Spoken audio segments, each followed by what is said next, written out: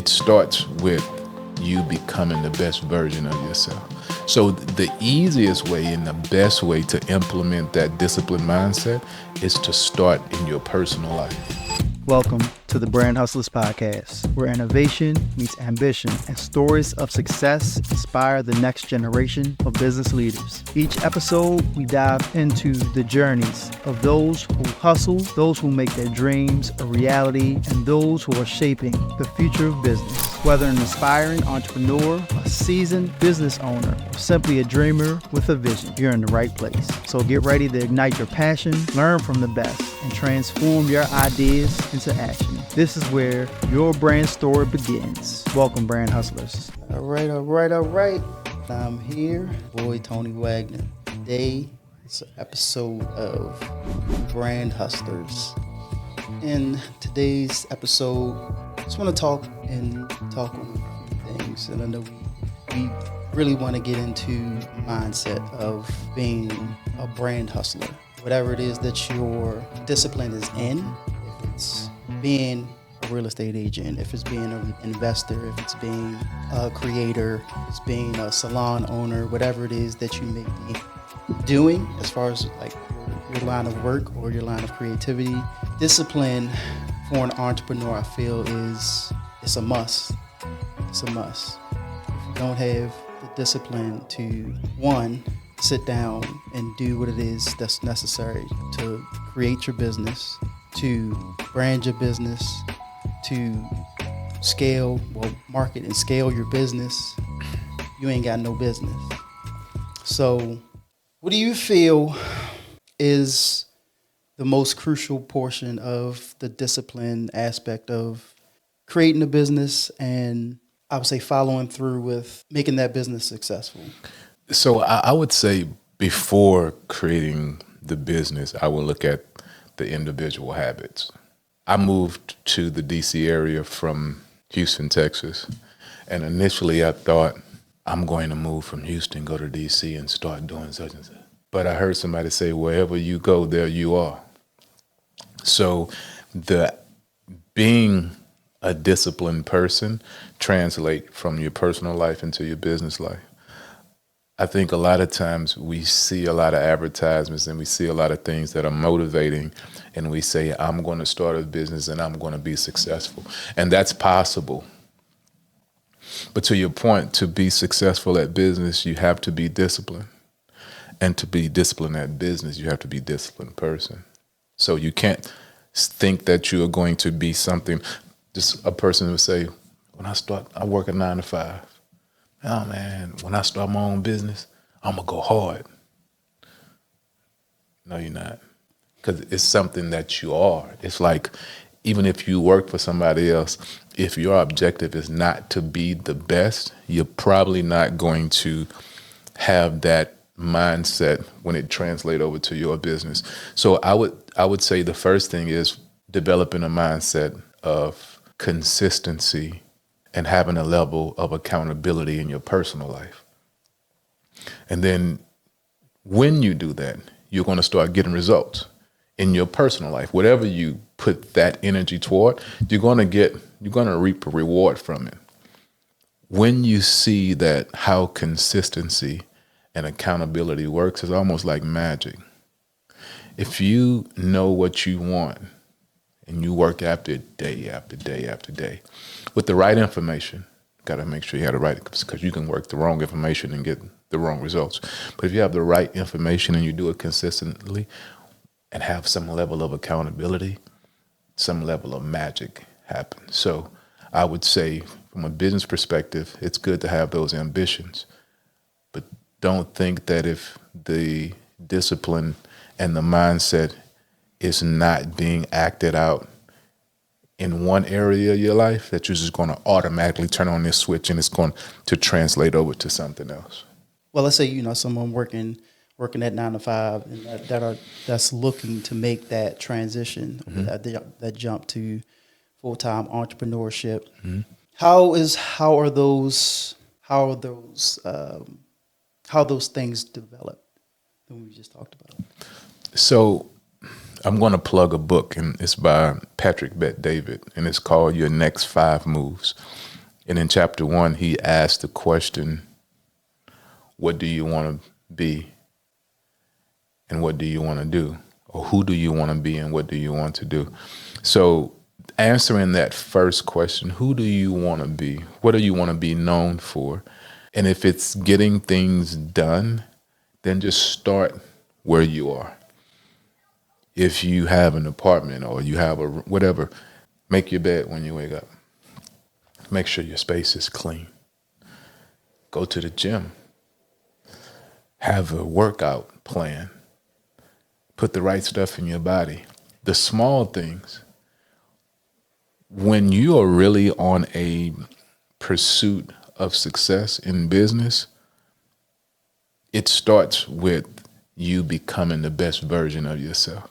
So the easiest way and the best way to implement that disciplined mindset is to start in your personal life. If you wake up and roll out of the bed and you leave the house and you come back home and your bed not made, I'm not saying you can't be successful. I'm not saying there's people out there who don't make a lot of money, who don't make their bed. What I am saying is if you don't have a history of discipline and you don't have a history of getting results, if you're looking for where do I start, you start when your feet touch the ground in the morning. Make your bed. If you're a spiritual person, start your day with some spiritual aspect. If you want to meditate, do that. If you're a fitness guy, create some level of structure. In that structure, you're going to get results. When you start getting those results, you can feed off of those things and say, okay, I did this, and this for this amount of time. And this was the result that I got. That translates over to, okay, when I want to start a business, I'm going to do this, and this. And it should translate into a result. When you start seeing, especially for men, the only thing that really satisfies us is progress. When you start seeing progress, then you don't have to rely on faith or believing without seeing anymore. Now you have evidence, and you just compound on those things. Right. Yeah. So I actually just recently, I made a few, I would say, changes to my morning routine, let's say. Because I was actually, I would get up, of course, I would go to the, stretch. Well, more reasons that we get older, stretch, meditate. Right. And I would hit the gym, come home, shower, get ready, for the day, X, Y, and Z. Cold shower at that. But more recently, I've had to make a couple adjustments, and it almost, I'm kind of not kicking myself that I didn't necessarily catch it early, because sometimes that morning routine, that can wear you out. So I was like, this is what I'll do. I'm going to wake up, I'm going to stretch, do my meditation. Of course, I gotta make that connection, first and foremost. I get my connection, basically, right. my connection secure. But then I'm going to do my video journal. So it's almost like me journaling, what was imparted in me. And after that, I am going to knock out my top thing to do. Great. Because after I was realizing that, it was, and like if my goal at the time, if my goal right now was physical fitness, then that makes sense for me to go. It makes sense for me to go to the gym, because like I said, I've knocked out that task, and I'm like, yes, that's checked off. But my biggest goal right now is making that transition from being a full-time firefighter to being a full-time entrepreneur. And, after you went to the gym, and I get to that, and I'm not about to sit here, lollygag. Right. And after I, got myself all showered and stuff, whatever, I'll get there and I'll start to do stuff, and my best energy has been used. So I had to transition from doing the gym first to knocking out that frog. I got to swallow that frog. That's a good point, because everybody has to take inventory of themselves. Me, when I get up, I have to go to the gym first. That's a part of my anchoring. I think that's the word you're looking for. That's a part of my anchoring. So I get up, I go to the gym, because if I don't do it in the morning, Once I get rolling downhill with work, I'm not stopping. I can sit in front of a computer, make phone calls, and just go for hours and hours and hours. So, but I used to work out in the middle of the day, and I found that once I do that midday workout, ball game, I ain't doing nothing else. I'm done. Right. So, and I can't work out at night because I'm drained. I'm drained mentally. I'm not focused. Right. And then I'm a pre-workout caffeine guy. I can't take caffeine at 7 o'clock at night and expect to get a good night's sleep. So I found through trial and error what works. And it's good that you point that out, because a lot of people are pouring concrete on how this morning routine goes. And they go to the prescribed morning routine. And that, no. And it doesn't fit their lifestyle. It doesn't fit their current goals. That's why I said my current goals are making this transition. And like right now, I need to knock this out, knock that out. And after that, like, my day is accomplished pretty much. Right. And it's like, oh, now I can go to the gym. I'm not physically spent, Right. But I can tough through a workout, Yeah, for sure. That's awesome. Because I was able to, I know I can clock out in the gym. Like I can literally like not black out per se, but when I'm under the weights, you know what I mean? Like I feel you. I can go in. If I got my headphones on, I can go somewhere else. Sometimes I actually don't. I don't listen to nothing right now. You don't? While I'm in the gym. I'm gonna send you something. See, dude, I'm so. I used to feel as though it was a point where I couldn't work out without music, right, or without something playing. I think it was when I became a firefighter, and we would go through these different. The workouts weren't that bad, weren't crazy back then.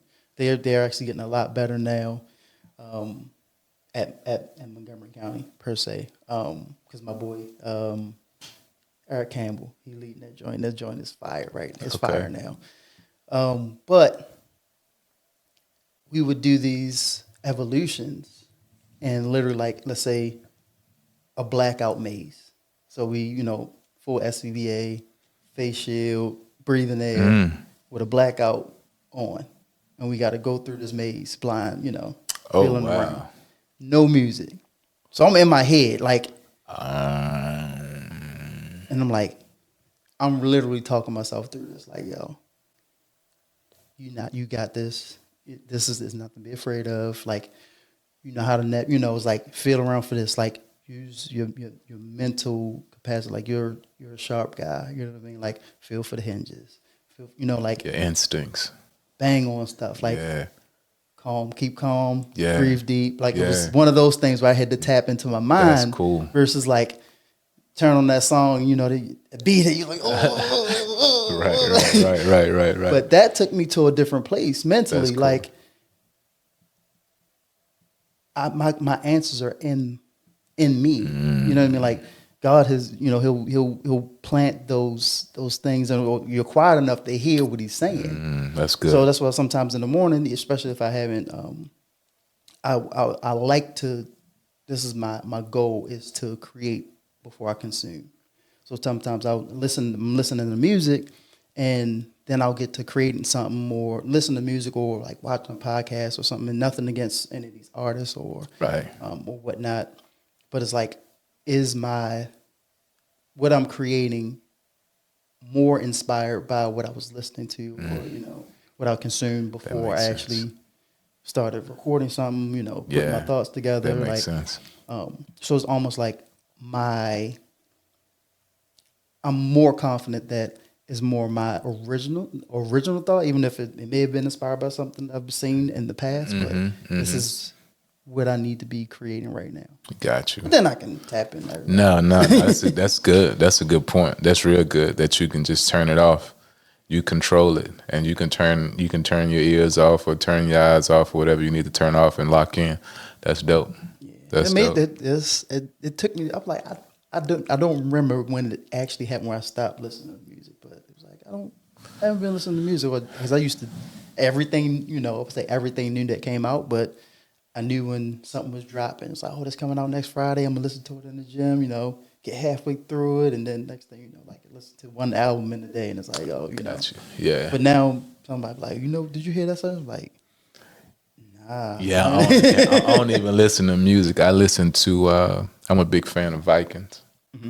So if you go through it, you can find like little snippets of like Ivar the Boneless and Ragnar and all of those guys in the actual Prime series Vikings, and it's like the the the things that they did as men back then, all of the war and the fighting and killing and no guns and swords, and like I listen to that over and over to put me in a certain space when I'm in the gym. I'm here for one reason and one reason only: kill. So that's what I listen to. But no, it's cool that you can actually not have anything, turn everything off, and lock in. That's a great thing. Yeah, so I guess leading in how would you say they could develop those someone that has absolutely no idea where to start in developing that discipline, that morning routine, that guide the guidelines in which they need to. So I think it starts with desire.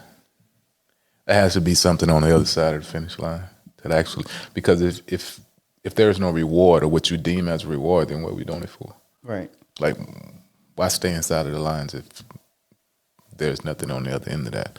So I think it starts with having a desire. And then if the why is big enough, then you'll start sacrificing to get to what your why is. And then you have to understand that the prize is not the prize. The prize is in the process, because you become a certain person in the process.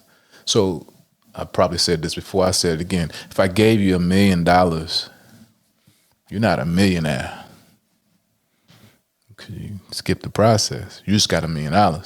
If you lose that money, you don't know how to get it. You coming back to me, Tone, can I get another meal? And I'm like, nah, bro. But if I go through the process and become a millionaire, I could lose $1 million tomorrow, and the next day I wake up and I'm back on the path to get that, and probably more, because I learned the process. So I would say start with the desire. What's the why? What are we doing this for? And then understanding that why, embrace the fact that when I get to this finish line, that's not going to be the fulfillment for me. The fulfillment is going to be the person that I've become in the process. And if you can marry the two, understand what your why is, and then embrace the idea that the person that I'm going to become in the process is the real prize, I don't care what it is that you're trying to do, you'll probably get there. It's tough to identify the real why and then really understand that, yeah, I might get to that, but I want to become this person. And it takes a while. Or if you like yourself and you can turn on and off, it's easier. But you have to, becoming an entrepreneur, becoming a successful business person, becoming a successful person at all in any regard, it's a process. It takes a lot of looking in the mirror, reflecting. A lot of times we think that our ideas are good. We got to bounce them ideas off somebody who's honest enough to say, nah. Now, that doesn't mean that you take what they have told you and it's like put your dreams down. But at least you identify people who are where you want to be and just bounce your ideas off of them, not to get a yes or no, but to get a tweak. So let's say I wanted to be a real estate developer, and I talk to a guy and I say, look, I have this idea. I want to build this in this area. I'm thinking it's going to cost this much. And he says, I understand what you're trying to do, but let me share some experiences with you. And he gives you experience. Now you have your ambition with his experience. you got you a formula. But if you just go at everything thinking that I don't need a cast of characters to help me get to where I'm going, you may get there, but it may take a little longer. Of course, along the way, even with getting the expert guidance or tutelage, there's going to be those. There's always good. It's inevitable that you're going to run into those roadblocks, the things that are going to really deter you from pursuing your passion or pursuing with even with a strong why. So beyond the why, there has to be a level of grit or a level of like something. What happens when you meet those stumbling blocks that make you want to quit? Yes, you have to be somewhat fortified to go through that process. But what I'm learning is sometimes you can just be foolish, because smart people feel that there's going to be an obstacle right there. So I had to prepare for this obstacle because I'm smart. Sometimes a fool just, like I heard Birdman say, he asked for a deal that nobody ever asked for, but he didn't know he ain't supposed to ask for that.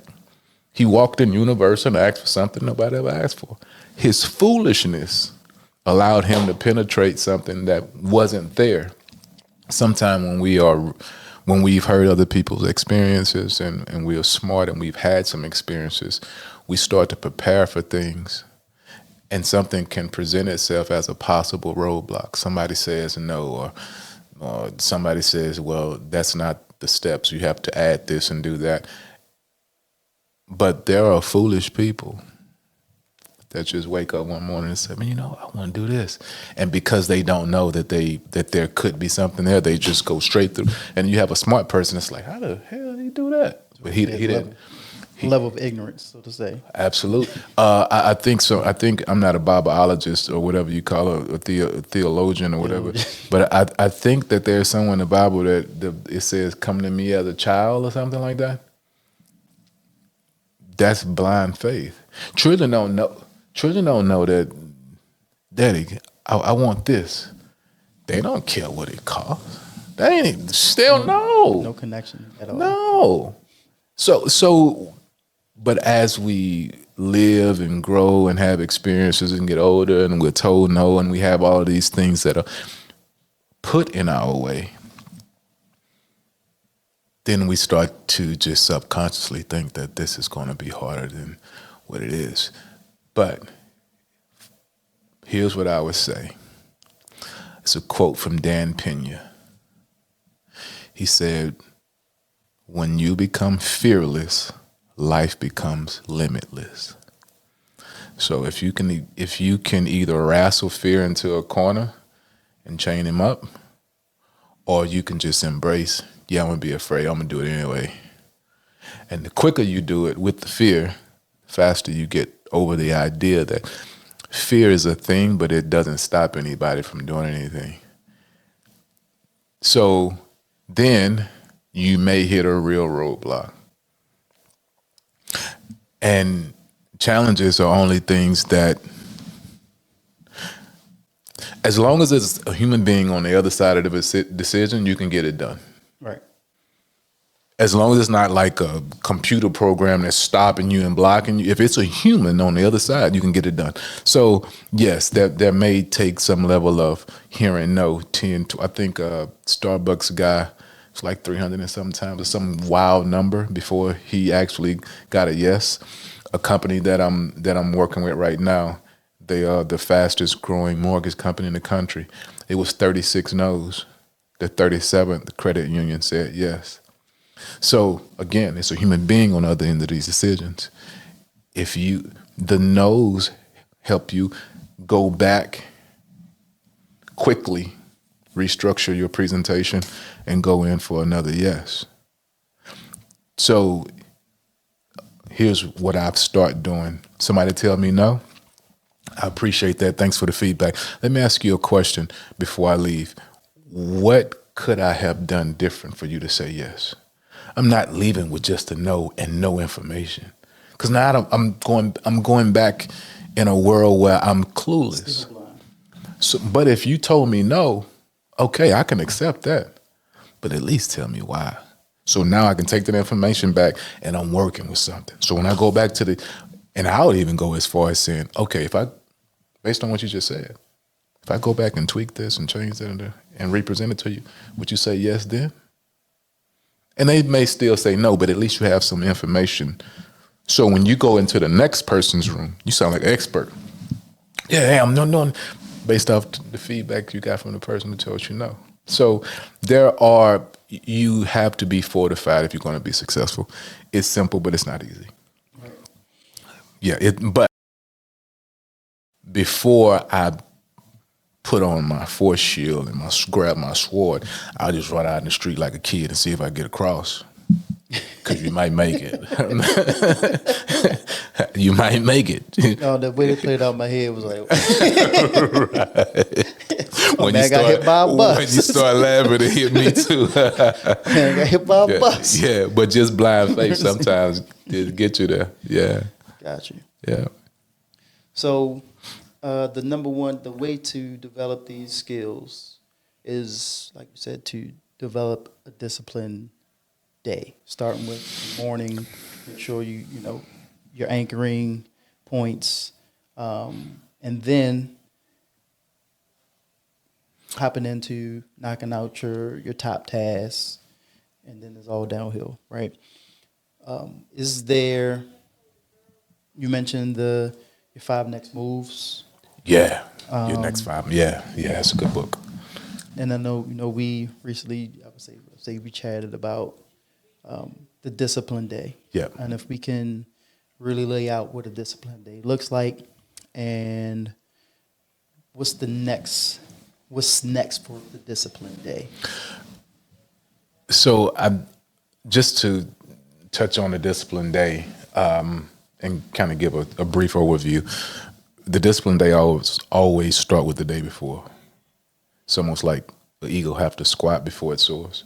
Anytime you see an eagle take off, he squats first. So you have to go back first. If it's not planned the day before, you'll either waste time the day of planning, or you're just going to be kind of all over the place. From having a structured morning, you definitely want to check in around noontime to make sure that you're on track.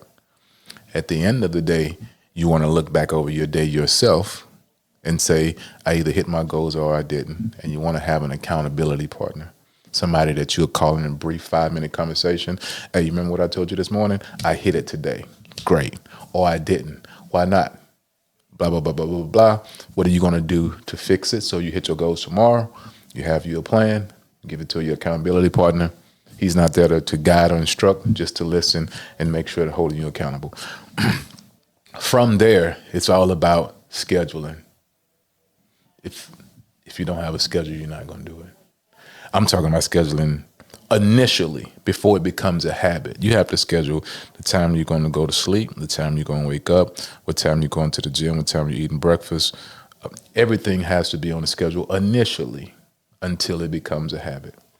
Once the habit is in place, then you can start adding on extra disciplines, because you don't have to be conscious of everything the whole time. It's a building process. So once you start waking up and making your bed and going to the gym or knocking out your top things for the day, once that becomes a habit, now I can start adding to. That's you becoming that different person. So when you wake up in the morning and go through your current routine is somebody's wish. Like they're just starting it. You don't have to write your current routine down. You know it. Somebody's writing down, I'm going to wake up at this time. I'm going to meditate. I'm going to anchor. I'm going to knock out somebody's just writing it down. You are working on the next thing. So I would say from the discipline day is just a framework. In that framework, you put the specific things that you need to get done based on priority. So if you're in sales and you have to make a certain amount of cold calls, I would knock those things out first, because those are activities that you can't not do if you're in sales. You have to have some level of marketing, whether it's cold outreach, warm outreach, whatever. Those are the things that you want to prioritize. The next thing you want to prioritize is being in front of customers, because you have to make sure you have a flow of new customers, but you have to make sure that you're in front of your current customers. Then the last thing you would do is make sure that the customers you are currently servicing are being serviced at their expectation. So new clients, closing clients that are in your pipeline. So that's just an example as a salesperson. But the discipline day is a framework just to make sure that you are putting the things that you need to do inside of each box. So at the end of the day, when I pick up the phone and call you, I can say, killed it today. What you get done? Everything. Holler at you tomorrow. Bang the phone on you. Because I'm happy. Because you are in that place where I got it done today. And then, but if you haven't gotten it done, before you call your accountability partner, you look at your framework, you make sure everything is structured properly, you make sure everything is in the right boxes. If not, you make some tweaks. So when you call your accountability partner, you know what you're going to do different tomorrow to make sure you hit that goal. Day by day, I think we overestimate what we can do in a short amount of time.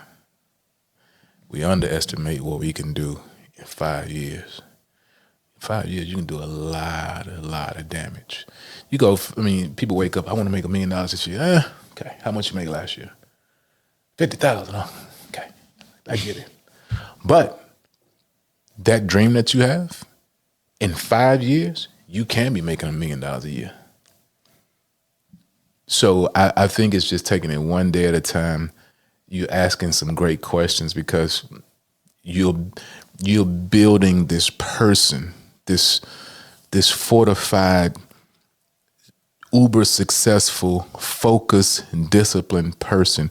You're building that person from the ground up, and it could start with you just making your bed every day.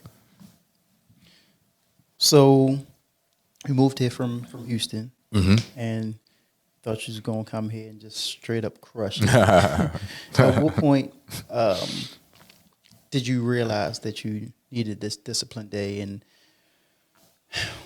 what was that, I would say, the process like for you, as far as what were you doing, and when did the transition start happening to really seeing the growth? So when I moved here, I'm not gonna say what I was doing prior to, but when I moved when I moved here, I was getting away from something, and I came here. I just packed up my car. My friend Kerry said, "Yo, you can come and live with me." So I went and moved in a room. Typically, I got up early and left early because I didn't want to be in the way. Came home a little later because I didn't want to be in the way. I was that kind of person. Wasn't used to a handout. Yeah, I thought that when I got here, everything was going to be, because I was motivated. I was getting away from something, the new start. But wherever you go, there you are. And I had some bad habits. I had habits of just not following through, creating something new every 6 months. Things that looked attractive to me, I would go from one thing to the other. This 3 months, this quarter, I'm on this. Next quarter, I'm on something different. I started working at Northrop Grumman. That's a defense contract for people who don't live in the Washington, D.C. metropolitan area. They actually make the B-2 bomber. That was an hourly thing. And I wasn't having fun. I was doing the same thing over and over again. That wasn't it. I didn't know what was it. That wasn't it. Then I started thinking, I'm going to start my own business. So I got into personal training because I started getting results from myself. So I started being disciplined in working out every day. At that At the company I was working for, there was a gym downstairs, and they had CrossFit that just came out. So I was about 60 pounds overweight. I was like 250. And I started going to that gym downstairs. And within about a year and a half, I was like 185. So I lost a lot of weight. And my friends were like, yo, what you doing? So I just told them, I'm doing this, and this. They started doing it and getting results. I was like, all right, about to be a personal trainer. So, it's unregulated market. You could have a certification or not. I got a certification. I got a few certifications. Started training. And in that process, I started to see that if you do something over and over again, you can get results. Not just me, but all of my clients getting results. I had a system. I had a way to teach them how to eat. We had 3 times a week. They would work out with me 2 times on their own. Everybody was getting results who followed the program. I wanted to do this work somewhere else. I found myself exchanging time for money. It's like, nah, this ain't it. This ain't it either. $75 an hour, $100 an hour, but I gotta be here. And what I'm doing is a luxury. I don't need no personal trainer. All they do is turn on YouTube. Everything that I'm doing is on YouTube. The only thing, you are paying me to be here because I'm your accountability partner. So when I started looking at it from that perspective, I said, you know what? Being that this is a luxury, at any time that people had financial challenges, the personal trainer went out the window. And what am I supposed to do? I can't say, no, you can't. They was like, hey, Tony, I got to take a break. Got some stuff coming up, blah, blah, blah, blah. Totally get it. I totally understand. So I started saying, okay, this is not working. What really made me transition from personal training was the industry start being a little bit oversaturated. Then Planet Fitness came out. $10 a month. I can't compete with that. And I heard Steve Stout say something. He said, if you're in an industry and you can't tell who's good from who's great, it's oversaturated. So I was like, what am I going to do next?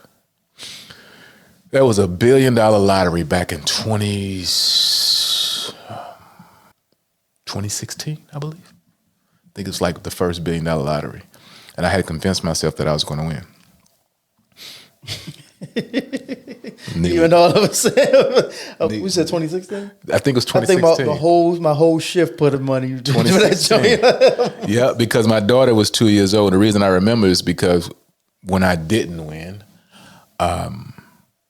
she was sick the next day. And I asked myself, I remembered it vividly, if I were to win and be in that lot, what would I do for the rest of my life? The answer was real estate. I was like, okay, cool. So because my daughter was sick, I think back then it was monster.com. That's where you used to go get the jobs. Mm-hmm. I went on monster.com and I had resume, CV, whatever you want to call it, and I applied for every real estate company that was on it. My daughter was laying down, and I'm just sending my resume out. Nobody hit me back for like 4 or 5 months. The 6th month, a home builder called me back and said, we'll offer you a position as an assistant. Nah, I don't want to be an assistant. I didn't know then, but I know now. I knew what I wanted. I didn't want to be an assistant. If you're going, because I don't need a job. I want a career change. That's the point too. If you're thinking about something before you start transitioning, know what you want. Put yourself in position and know exactly what you want so you can say no to things. Because if you start saying yes to things that you really don't want, you're losing time. So I tell, no, I don't want to be an assistant. If I come into this industry, I want my own community. No experience, nothing to do with real estate. I'm coming from Northrop Grumman and personal trainer to work for a home builder. About a month, they said, okay, no problem. We don't have anything right now. If something comes up, we'll let you know. Typically, when you hear that, you never hear from them again. I actually, about about 2 months later, they called back. They said, Tony, we did some changes in our organization. We have a community open for you. We'll give you the community to yourself. I said, okay. I went and had a conversation with them. Transitioned from personal training full-time to part-time. Went in, I was the rookie of the year. In 6 months, I made 6 figures. It's my first time doing it. What I didn't understand is personal training, I was selling. I didn't know I was selling. You come in and give me $100. I beat you up for 60 minutes. And then I tell you, so when you coming back? I had to have some level of connection, and there was an undertone of sales in that process because I wasn't selling packages. They would pay me like after the session. So anybody could cancel at any time without any penalty because I wasn't selling sessions. I mean, I wasn't selling packages. It was session by session. So I went in and I did pretty good. They called me the rookie of the year. And I was on there from June to December, and I won the rookie of the year, whatever. What I did realize at that time was sales is a skill. And if I can leverage this skill, then I can put myself in a position to be financially comfortable. What I learned since then is sales and entrepreneurship, they like brothers. If you can't sell, don't think about being an entrepreneur. Just be an operations manager or CFO, because it's all going to boil down to sales. So I went from selling new homes, understanding that sales was it, to sales training. So I paid for sales training out of my pocket for about 6 years. The person that I was paying became my partner. So I went into sales training, did well, learned a lot, had a lot of fun. And me and my partner said, Tony, there is more for you. You sales is a piece of it, but there's more capacity. And then I transitioned into what I'm doing now, which is creating lanes based on my experience. So I understand that human resource and relationships is a commodity. The money is not the end goal, the relationship is. Because if I have 6 people in my crew and we all millionaires, and I have an idea, I can call them. Hey, I got this idea, I did my research, here's what I came up with. You guys want in or not? Or if I fall on my back and I got 6 millionaires in my crew, I can tell everybody, yo, run me 100, I get it back. That's 600 bands. They know I'm good for it. So I understand now. So that the progression from leaving Houston, coming here, and going through the channels have gotten me to what seems simple, but it's not. Everything that you're looking for as an entrepreneur, as a successful business person, being financially free, having a great life, being a strong man, is all tied in your relationships. Your relationships are the resource. Relationships is the reason I'm sitting right here right now. I didn't meet you directly. I met you through somebody else. We just did business together, felt the energy.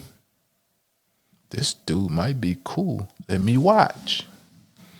Watched more than we said, listened more than we sitting here. It's about relationships. When we as ambitious people understand that if I surround myself with people who specialize in their lane and we can collaborate, I don't have to learn everything. I can just say, yo, got this idea. I need your expertise right here. I need your expertise right here. Here's how the money that's going to break down. I don't care about that.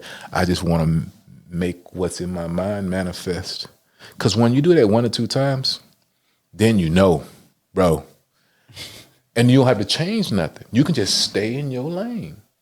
It's people trying to be CFOs, COOs, CEOs, do the sales, do the marketing, okay. You might get there. It's going to take you a while. But if you can learn the skill of creating relationships, man, you can shorten your time. You can have more fun. You can make more money. You can scale and grow faster. You can diversify and get in different lanes, because the only thing you bring into the table is what you're already good at. And focus on what you enjoy doing. 100%. I saw a post, and I'm going to be quiet so you can ask the next question. This dude said, we'd rather be broke bosses than rich teammates. I texted him back. I said, turn your phone off. Don't delete your account. Just put it on pause, because you don't need to post nothing else this year. That's the one. Everybody got their own. If you ask somebody right now, hey, I was thinking of, and I understand, network marketing has probably scared a lot of people. It's kind of cringy. But if you ask somebody, hey, I want to present something to you. Oh, I got my own thing. I'm working on something. I got this, I got that. I get it. We all have ambition, but we haven't been taught how to act these ambitions out. And the way that you act them out is through collaboration. That's the way you act your ambitions out. Now I don't have to be nobody that I'm not. I don't have to be extroverted if I'm introverted. I don't have to be introverted if I'm extroverted. Let's just get in a room and find, hey, what is it that you do good and you like to do it? Mm-hmm. I like this. What you do. And you can find the component of business that it falls under. Marketing, sales, operations, whatever. I like sitting up and just thinking of good ideas. As long as they're good ideas, you can just be the visionary. Right. Let's bring it all together and make it manifest. And that's where the magic is. So in this having to really, like you said, being broke instead of being broke bosses, you could be rich teammates. Yeah. That's wild to me, because for the longest time, definitely felt like I not needed to do everything, but I had to do everything. And seeing this big number, I was like, I don't know if I want to split that, because one of those things, that's more of that's the broke man's mentality. That was the broke me's mentality. And I swear it's like, I felt like I wasted time, because like you said, when you start to like, what am I trying to do? Where am I trying to go? Like, my mind just would not get off of like, well, this is what you want to be, but what you're doing doesn't match the outcome that you're looking for. Mm-hmm. So, and it's like day in and day out, it's like, what am I doing wrong? What am I doing wrong? Why is this not happening? It's like, what are you good at? Let's start there. What are you good at? What are you not good at? And what do you hate in this whole process? Mm-hmm, mm-hmm. I think that was when I like, what do you hate in this process? And it's the back end of things, or like the back office type stuff. Like, I'm like visionary for days. Like, I can go out and do all the creating. But when it came down to like staying up on the invoices, making those calls, following with emails of like, I don't want to do this. And then now you got this pile of things just building up. Right. And next thing you know, it's like, oh, he doesn't do great. He doesn't do good business. Right. But the reality is, you're great at what you do, but you're also not great at what you don't do. Right. You know what I mean? So for sure, I had to swallow that pill. Like, let's just hire somebody, or let's collaborate with somebody that does this well, better than you at least. And then the process, everything looks different. Everything looks different at that point. Right. It's like, what did you change? Like, you're still the same person, still act the same, but it was like, okay, I changed that one thing. That one thing changed everything. Mentally, of course. And once you realize that is necessity, I will do that. I will do what I love over and over and over. Just replicate that process of bringing in new clients, bringing in more money. I'll split the money. If I don't got to do that ever again, right, you can have it. You can have it. I'm gonna cut you. I'm gonna base my pricing off of you. Right, What right. you say you want? Bake that in. Okay, I'm 10% on that. Yeah, You know what I mean? yeah. I'm gonna give you that too. Yeah, for sure. So, yeah. I'm gonna make you want to work with me and me solely. Right. Like these other people, they only pay you what? Right. You gassing now. Right. You're right. You give you another $1,000 on top of that. Right. Based on the pressure that it alleviate from your and keep you in your lane. That's awesome. That changed everything. Yeah.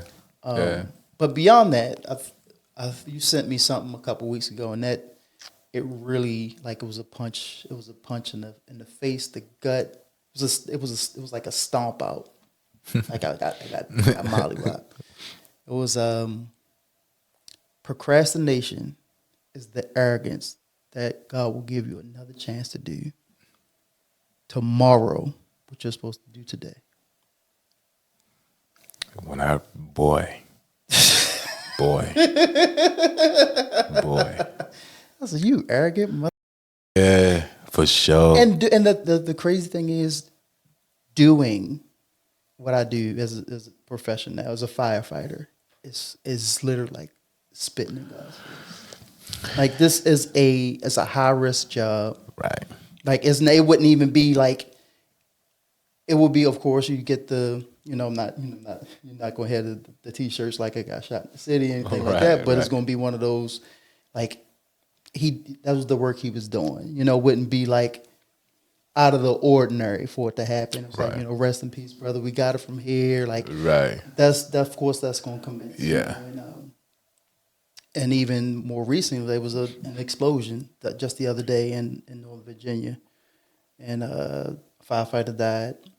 Nine injured. 9 firefighters injured, and five people injured.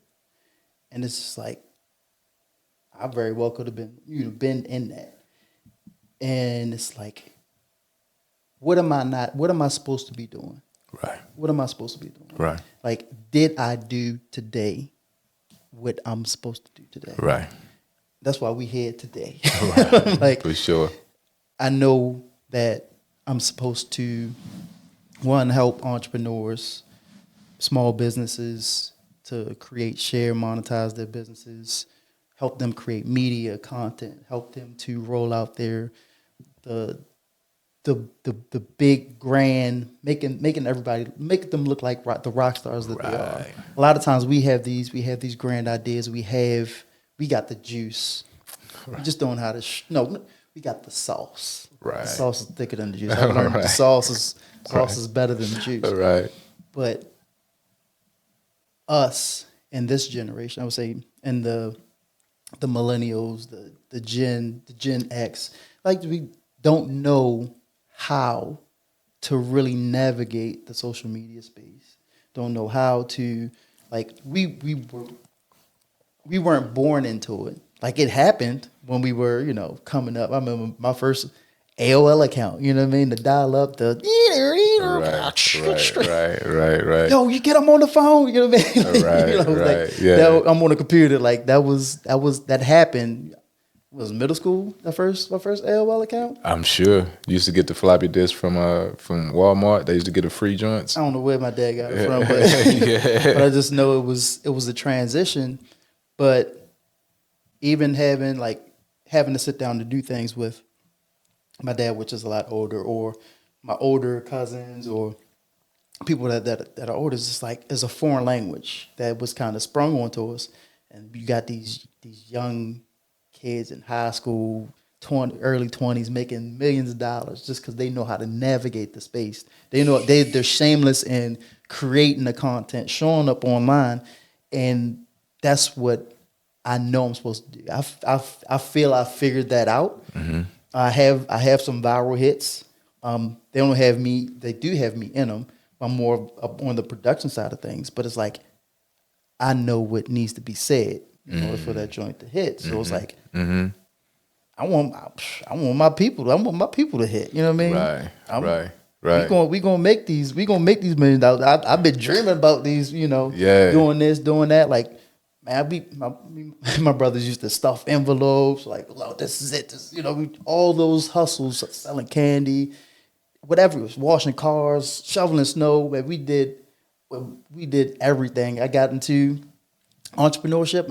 I told you before in our Leave Extraordinary Men joint that, I started the business. Like, I had called the joint the hustle man. I do everything. If I don't know how to do it, I know somebody to do. Right, He right, gonna right. get that joint done. It was Right. like we just had that hustle mentality. Right. Now it's just transition. Like, okay, I need to use my gift to create in this space and help others to create. Because a lot of times we like, I gotta make money for myself.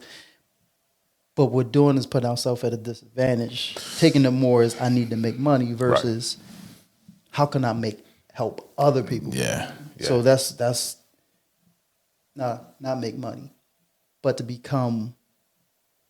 build generational wealth or to build a legacy, something that will pass down to our next generations. Right. Right. So right.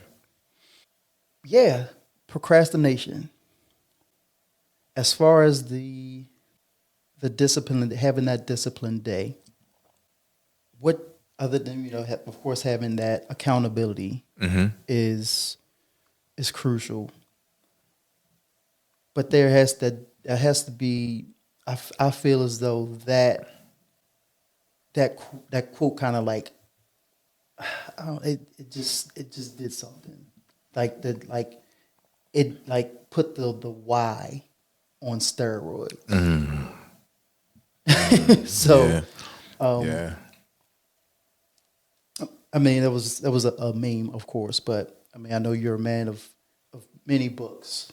Yeah. What other, I would say, readings would you suggest for somebody that needs to fortify the mental aspect of sifting through like procrastination, or like really fortifying that mindset of gearing the discipline day or whatnot?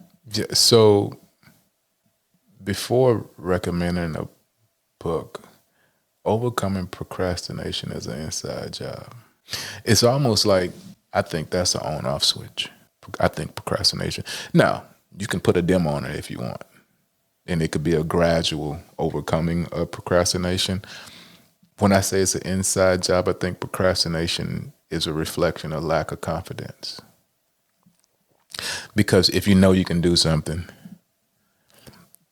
then I don't think at that point you're procrastinating. You're just choosing not to do it. If I can play basketball and I don't go and I know I can go down to the local gym and just give them the business. And every time I go down there, I give them the business. But then I just don't go. I go once or twice a month. I'm not procrastinating on going to the gym. I just am choosing not to. But a person who want to learn how to play basketball, and they go get the J's, and they get the Jordan shorts, and they get the tank top, but they never went to the gym. And then when they walk in, they sit in the bleachers, and they're like, "Hey, you want to play?" Like, "Nah, I'm just here to watch." It's a lack of confidence. That's the difference between procrastinating and just being flat out lazy. I think, but even so, another thing I kind of came across, like sometimes we create conditions to starting, or it's like, oh, I need this, or I have to do this, and I know we talked about even like, it's like sometimes overcomplicating things to an actual launch has been a thing, and it's like, you know what, I'm going to simplify this. Right. I just want to hit play. Yeah. And this is the barrier of entry. Yeah. Is something that kind of have to dial myself back from, like creating those conditions which create the procrastination from actually executing. Right. Now there are a few books that I have. One is called Habits, and it's a yellow and red book. And then there's another book called The Power of Habit. What those books are doing is giving you the other side of what happens when you have good habits, or it's giving you an idea of what's taking place in your brain when you are creating habits. What the books don't do is give you that tangible feeling of doing something over and over again and getting a result from it. So I think overcoming procrastination, if it's tied to actually having confidence, the more consistent you are at doing something, the better you are at doing it. You start to get results, and those results turn into a more activated and stronger faith. And then you start seeing that if I do something consistently, here's the outcome. I think it goes full circle back to how we started the conversation. Having things that you do consistently, you'll see. I'll have a task that I know I'm supposed to do, and I just subconsciously put it in the back of my head. And let's say it's due in 3 weeks, and I'll wait and wait and wait and wait. And then the day before it's due, I'll do it. And because my intention and attention is on it, I do it in 30 minutes. And I always say, why the did I wait that long to do? That's been taking up so much mental capacity in my head. Every time I think about it, and I'm like, dang, like all of the emotion and negative energy that I've created by not doing that. And when I do it, I say, why did I wait that long to do this? I'm kicking myself in the butt. That's procrastination. Now, here's the habit with my wife. My wife would, baby, when you get through doing what you're doing, can you do X, Y, Z? All right, babe. And I finish doing what I'm doing and totally forget. Why you need to? Oh, shit. Here I go. Either running back to the store or going here and doing it. You do that 1 or 2 times, you start putting in different policies. Baby asked me for something, I'm doing it right now. Because when I ask her to do something, she either don't forget or she do it immediately. So that I'm not disappointing her and making her feel like that she's low on my priority list, which is totally wrong. But when you give me the option, again, I can sit in front of a computer and work 8, 10, 12 hours straight and not have to move. Get up, go to the restroom, come right back. My new policy is when she asks me to do something, I do it immediately. And she'll still say, hey, you don't have to rush, when you do this. And I'll stop what I'm doing, right now.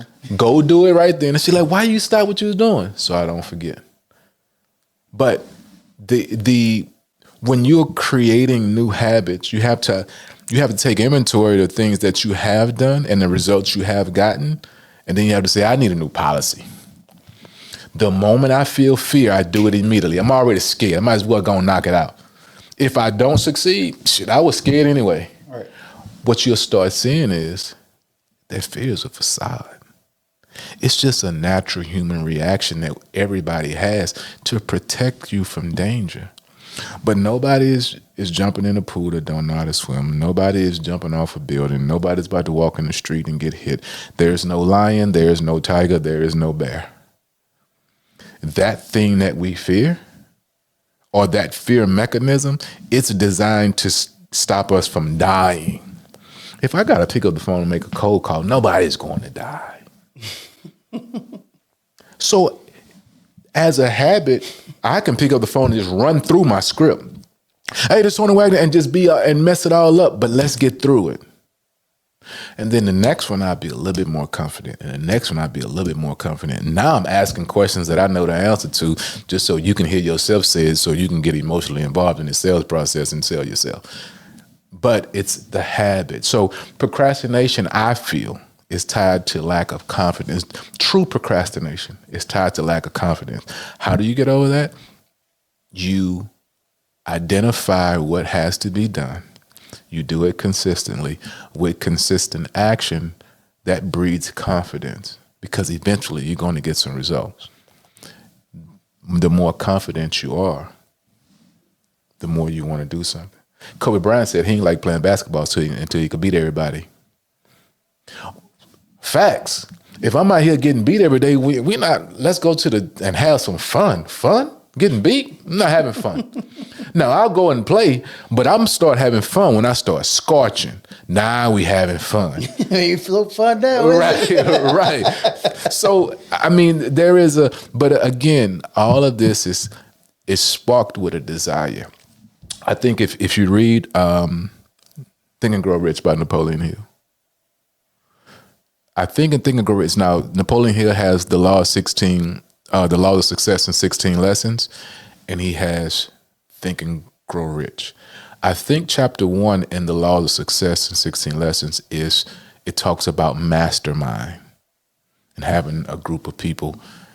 I mean, it gets deep to the point where if everybody's not on one accord, the person who has been identified as a person who don't believe in what's going on, you got to get them out of the room because they're about to mess up the energy. But I think in chapter 1 of Think and Grow Rich, I think chapter 1 is desire. Bro, if you don't want it, all of this other stuff, you're going to find a reason not to go through it, whether it be being consistent so you can get over the lack of confidence so you can create good habits. No matter what it is, if the desire is not strong enough. So as grown men, I tie a lot of things to my daughter and my wife because putting a smile on their face is the ultimate. So now I'm cheating. Cheat code tied to somebody you love. Cheat code, start thinking about your daughter or your wife not having food or not living a life that they deserve to live. Then you can start pushing through them days where you got to make, 25 cold calls and everybody told you no, and then tomorrow you got to get up and do it again. You can start pushing through it because the why is big enough. Your desire is strong enough. But procrastination can be on a switch or on a dimmer. You choose. It can be a process. Or you can wake up one morning and say, you know what? I'm just going to do it. And whatever happened, because ain't nobody going to die today. Especially if it's tied to some type of business. Man, I'm just going to do it. And once you start just doing it over and over again, you end up with a multi-billion-dollar brand when you start just doing it. This is the Brand Hustlers.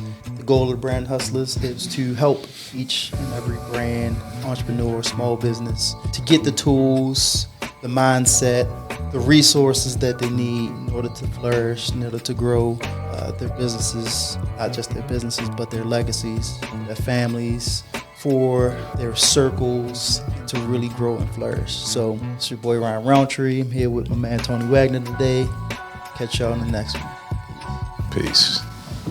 You've been tuning in to the Brand Hustlers podcast, the sanctuary for ambition, innovation, and the relentless spirit of entrepreneurship. We hope today's journey has fueled your passion, sparked your curiosity, and given you the insights you need to take your brand to new heights. Remember, every big achievement starts with the dream and the courage to hustle for it. Don't miss our next episode where we uncover more stories, strategies, and insights from the world of business. Till then, keep hustling, stay inspired, and turn your vision into victory. Thank you for listening, and remember, your brand's legacy starts right now.